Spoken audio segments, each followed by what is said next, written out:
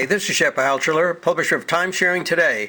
Welcome to this broadcast of TimeSharing Today Radio, featuring news and views of owners and industry professionals. We are pleased to be joined today by Francis Taylor, Chief Executive Officer of Australian-based timeshare exchange company DAE. We'll be discussing DAE's global position in the marketplace, as well as trends that are occurring relative to domestic and international exchange travel. Hi, Francis. Welcome to the broadcast. Thank you, Shep. Lovely to speak with you again. We've been making our readership aware of Dial-In Exchange, now DAE, for a long time, but I thought this would be a great time to hear from you. And why don't you tell our listeners about DAE's history?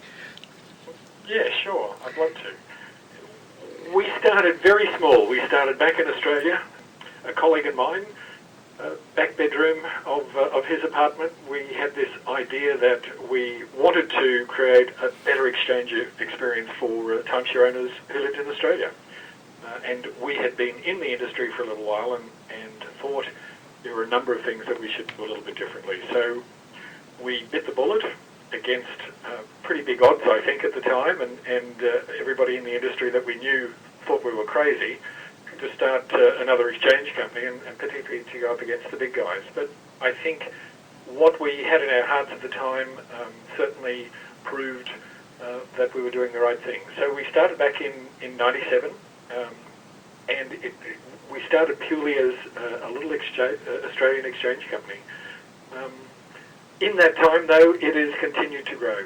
We were touched by lots of resorts and lots of individual owners because of the web.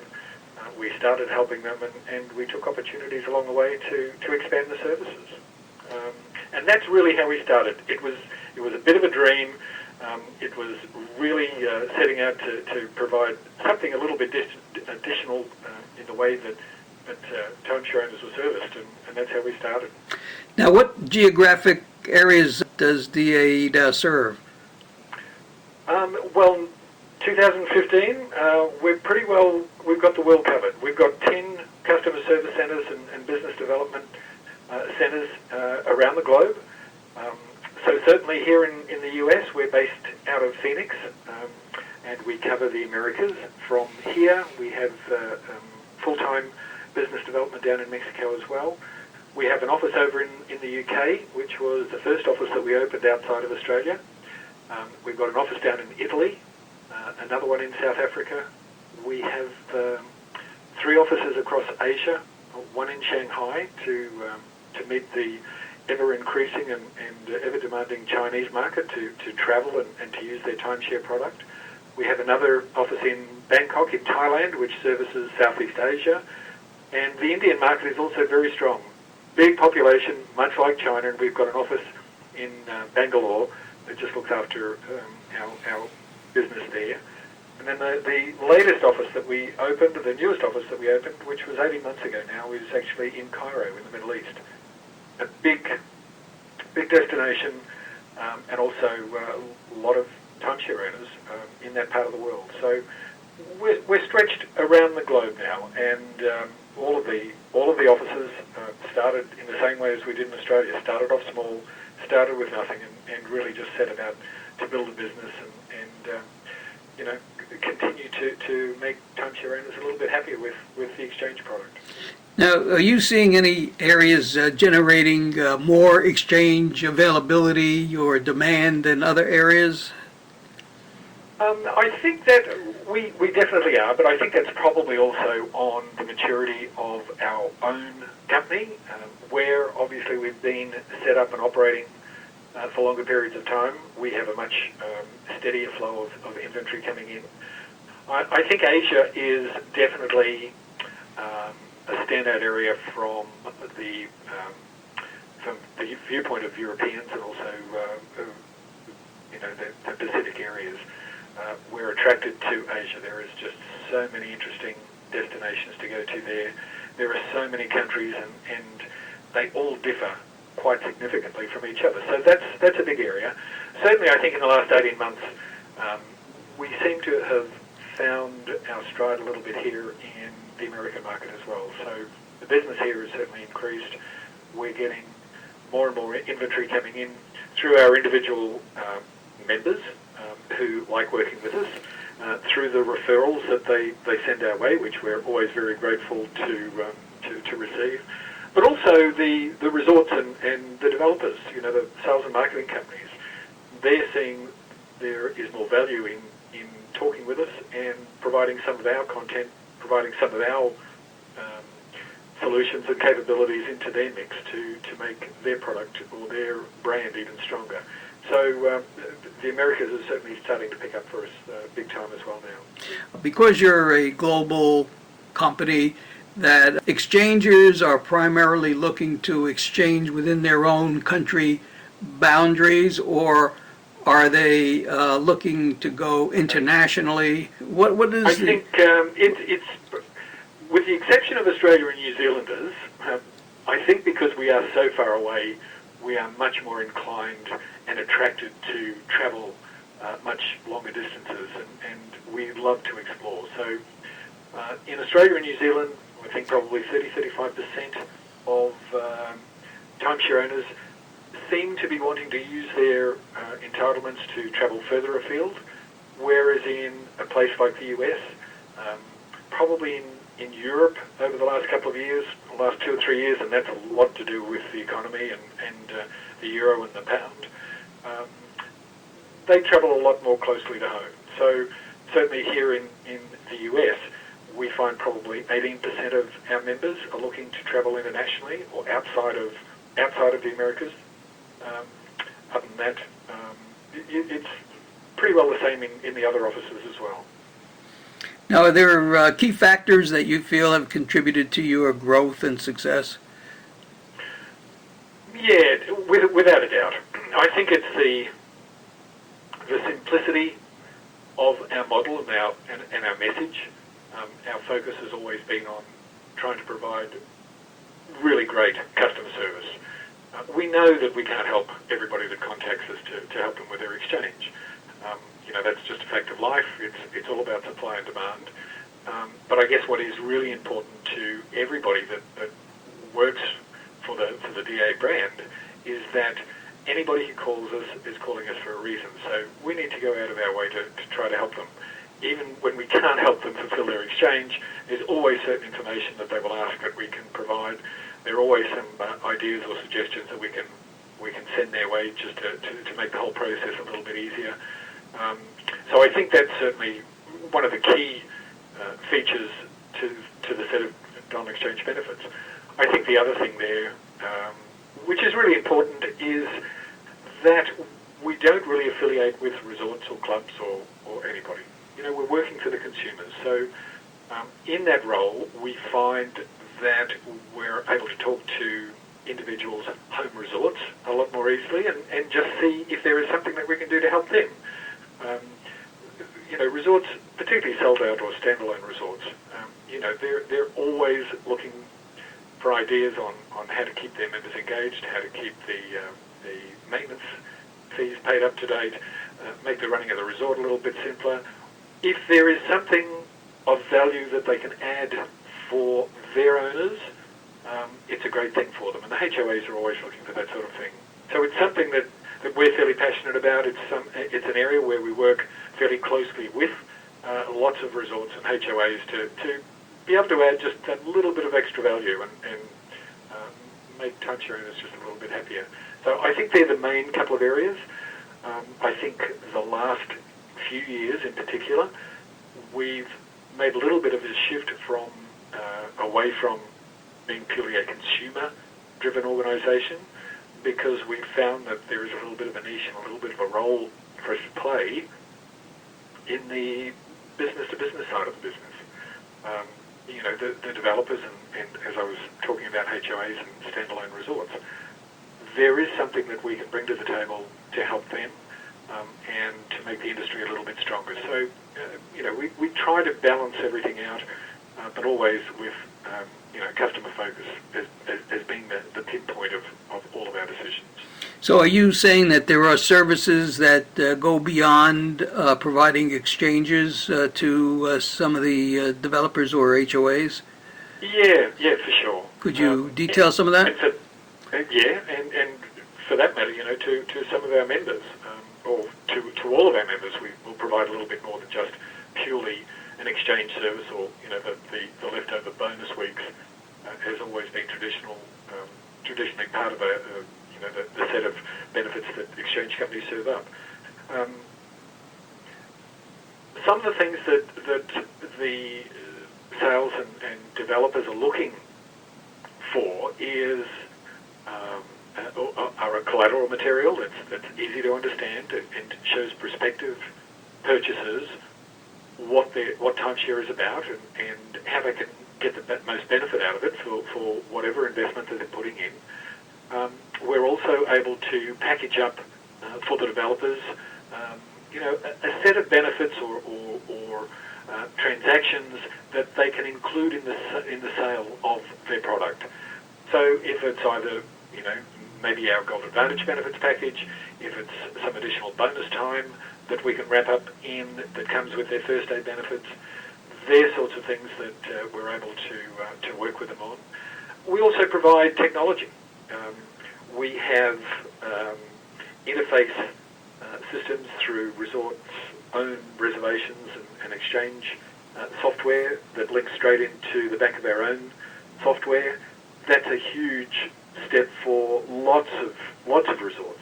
It saves large amounts of time, human error, the fast and efficient way to transfer information and make sure that resorts have got incoming guest details in plenty of time so they can plan ahead and have their own staffing levels right for the appropriate weeks.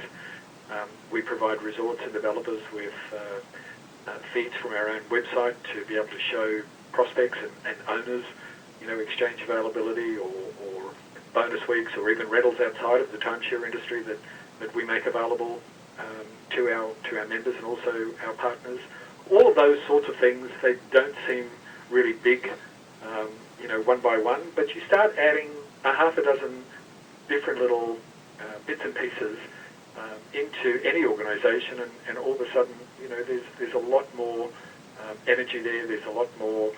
There's a greater wealth of information that the individual, the owners, can actually use to their own advantage and take advantage of. Does DAA provide exchanges into properties other than the traditional timeshare resorts? Are you arranging exchanges into hotels? We actually do some of that. We piloted the program in Europe first, and that was several years ago. For anybody who's travelled to Europe or the UK, it's very old world. There are probably as many individual standalone little cottages and villas and old converted barns than there are vacation resorts. And resorts are what we certainly know about in Australia. Anywhere you travel in the US, there are great resorts. Families go to resorts lots of times on vacations. And whilst there are plenty of resorts in Europe, they're probably outnumbered by these standalone, and I'm just going to refer to them as cottages. They're second or third properties that individuals own over there, and they use them. They rent them out in most cases. But what we were able to do is come up with a program where they can actually exchange a week of their time in their vacation rental property, where it's fully serviced, to put into the exchange pool, and they can decide, they can pick a week out of our exchange pool anywhere in the world that they want to travel to and do an exchange for that. We've certainly got standards on what we will and what we won't take. As I said, it needs to be fully serviced. It needs to fall into, I guess, timeshare lingo. We need to be able to, somebody needs to be able to check in and check out guests, be on call, if anything should go wrong, or if the guest just needs a bit of information about the local area for the week. Any of those sorts of things that we're so good at providing at a timeshare resort, we're not going to get quite the same standard, I guess, of information and service as if you were staying in a resort. But a lot of people love travelling independently, and particularly being able to get into areas where there isn't timeshare, and there may be one of these holiday properties that have been put into the exchange pool. So that's where it started. We do the same sort of thing to a lesser extent, certainly in the US, but it's certainly an area we're interested in growing. There are a lot of leased properties in different travel clubs or holiday clubs over here in the US that we take advantage of, and we work with some of our industry partners to bring some of that online for our members as well. And it's certainly a way to increase the number of exchange destinations as well as just the number of listings, exchange availability worldwide. So it's something that I think we will continue to keep in our business model. It's not for everybody. We always make anybody aware if it is a non-timeshare property, because you always have to expect some differences. But it's surprising how successful it has been, and what fantastic vacations so many of our members have had exchanging into one of these non-timeshare properties. Now, we know that there's been some, I call tension between weeks ownership and exchanging and points ownership and exchanging. Has there been any shifts in preferences in those areas, and does that affect DAE in any way? Weeks versus points has always been a really hot topic. And probably we felt fairly uneasy, 5, 6, 7 years ago even, when points were really becoming prolific and all around the globe. We didn't quite understand how the longer term effects were going to come about. And of course, that really was exactly the same position that the individual was in. They didn't know if they should upgrade their weeks to a points ownership. They weren't sure if they were going to go in and buy a new ownership that was just based on points. It was all very new. It was all very difficult to understand. And I guess to some extent that's still true today with some of the really complicated point systems. But in the end, it really has just found the balance within the industry. There's as many weeks owners as there are points owners. From DA's point of view, we can work with points clubs, individuals who own points. We still pretty well work in the main on 7-night intervals. So, and what we do find is a lot of our members, when they're trying to plan a vacation is at least a week. A vacation isn't 2 days off where they're going to travel across the country. You do that for very specific and special reasons and occasions, and people still do that, but they normally do that not using their timeshare. So when it comes to points, weeks, we don't really differentiate between either of them. They're still our members. They still own a timeshare product. They still have the same desires, and that is to be able to get away, enjoy a vacation, either with their family, their friends, just to get away from the everyday. So I think the whole industry has really taken on the fact now that the two exist. They can exist quite happily side by side, and it's all the service providers within the industry that really have to do our part to make sure that regardless of who owns what, we have to make sure that whatever they own, they can get the value out of, they get to use, they absolutely can get on exchange, and they get some great vacation memories from it. On these cottages, are they based on a 7-night stay primarily or exclusively? They are, yeah. Okay. I want to touch on two things. First, we all know and have become sensitized to the effects of security and terrorism. And that's true here in the U.S. and international travelers. How do you go about addressing those issues with the consumer that may have some concerns about traveling abroad? We need to be reasonably careful in whatever we say, or we can't really give advice per se, because that's not our background, that's not our expertise. What we can advise our members, though, is what other members have done, where we're continuing to confirm vacation exchanges into, and really just be fairly open and ready to work with a member to try to get them where they want to go, when they want to go. We have got very good at having to work around situations after events take place in the world. If you look at what happened in Paris just a few weeks ago, the number of cancellations that we just needed to make simply because people were edgy.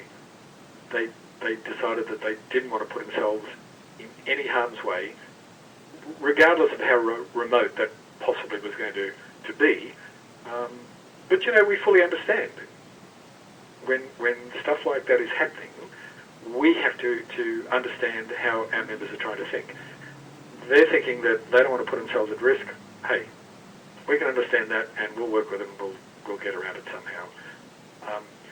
One of the things that we offer on any of our exchanges is what we call a cancellation protection option. So by paying a small additional fee, you can plan ahead, you can make your reservations, but if you need to cancel, even right up to the last 48 hours, you're not going to lose your exchange fee. You're not going to lose the week that you deposited your bank with us. You can use it again down the track. So, those sort of things are in place. We tell our members, hey, make the booking, plan. If something goes wrong, something has to change last minute, we'll work with you to get through that. There are certainly, there are different hotspots in the world that will always have some sort of dramatic influence over the individual's travelling habits and, what they're willing, or how far they're willing to go to enjoy vacation, or, if a certain destination is on the bucket list, do they want to get there? How bad do they want to get it? When do they really want to see it? Do they have to see it this year? I mean, there are all sorts of things that people take into account. We need to take into account as well. If there's something that we know through one of our offices, there's potential for unrest, and some of the Asian countries, some of the political upheaval comes up every now and then. Sometimes we know about some of that in advance, and we'll start communicating with anybody that we've got confirmed into an exchange in that area, just to give them an option to maybe choose somewhere else to go to, or they might like to put it off for a few months. So we're very aware of it. We have to be careful with what we say, but again, it's about looking after your members. It's really about trying to make sure and enrich the members' experience with us. There's what I call a split personality in this industry. Almost every meeting that I go to where there's owners gathering, the vast majority of them say how much they enjoy the product and they value the memories and the ownership and just the involvement in being in that kind of experience of condo-style vacationing. Yeah. And then we look at the public image in the media, and it's just totally opposite. Time sharing is the worst thing in the world. It's easy to get into, impossible to get out of, and the worst investment you can make. Does that public image prevail overseas, internationally, as it does here in the U.S.? I'm afraid to say pretty well it does. And I think that is a real shame, because exactly what you stated as you started this question, that when you talk to owners who have had their timeshare product for a few years, just a few years, they figure out what it's about and how they can get that extra value out of it, because it's certainly a lot more than just going back to their home resort and using their 1 week every year, or their 2 weeks every year, or whatever it is. It's a chance to make some of these memories with family and friends. And I mean, the number of members that we have who have been taking their kids from very small on these fantastic vacations, and now their kids are also starting to buy a week here or some points there, because they could experience firsthand the value out of it. But it's also to help with family and friends using bonus time, or using some of the fantastic rental deals that we and other exchange companies have there. Taking advantage of the rewards programs that we have, all of those sorts of things. I think we don't do a good enough job of soliciting, happy owners to help tell the story in the way that it really is supposed to be told, supposed to be shown and told. Some of the sales practices still aren't fantastic. There's still too much high pressure selling, and lots of times it's the recipients of service like that, or at the end of a hard sell, who actually sign up. They're really confused. They're not really sure what they bought, and for the first few years they're going to struggle. They're going to be some of the loudest people who are going to talk about timeshare, and that's not really fair. They probably don't know any better because they haven't really had the education, and they feel like they were talked into buying something they didn't really want in the first place. I mean, the timeshare proposition can stand on its own 2 feet, and it can show the value in it 10 times over. And the best people to do that are the timeshare owners who have been around for a while, and they get it. They understand the fantastic vacations they've had for a long, long time.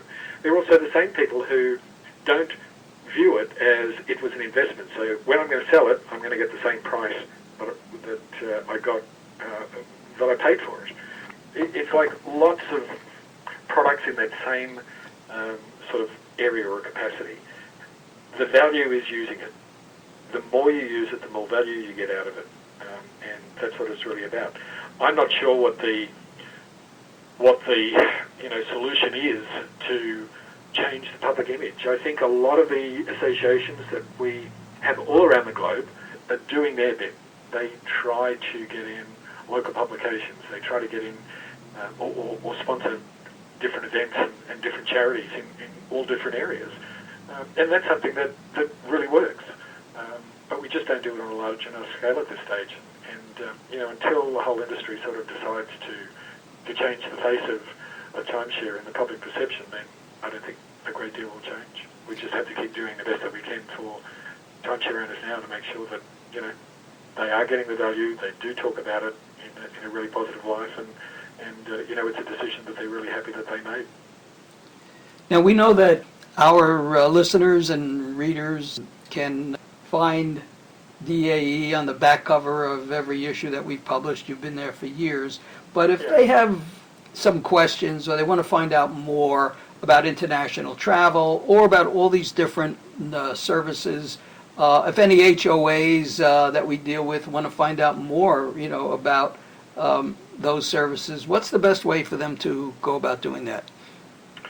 Well, we'd definitely love to hear from anybody who we might be able to help, or just answer some simple questions to give them a better understanding of timeshare and the product and exchange, or other things that they want to know about the industry. And we would love to hear from HOAs and just see what it is that we might be able to add for them to make their property a little bit better for their owners. Our website certainly got email contacts, 0800 468 1799, 800 468 1799. That'll come straight into the customer service centre here in Phoenix. One of the guys on the phone will be more than happy to have a chat and answer any questions. The business development area are there to speak with resorts and HOAs and just explain some of the facilities and the services that we bring to the table to add value for individual owners. We're here. We'd love to help. And, it's a great industry that we're in. We're doing what we're doing. Always a challenge. We're still one of the smallest exchange providers around. But we have a lot of fun doing it. We send a lot of very happy members away on great vacations. And that's what it's all about for us. Well, thank you, Francis. I really appreciate your joining us today. Thank you, Shep. Enjoyed it immensely. And this concludes this broadcast of TimeSharing Today Radio. Whether you're an owner or an industry professional, your opinions, suggestions, and experiences are all very important to us. So if you'd like to participate in a future broadcast, or if you'd like to suggest a topic for TimeSharing Today Radio, please send an email to staff@tstoday.com. So until next time, happy timesharing.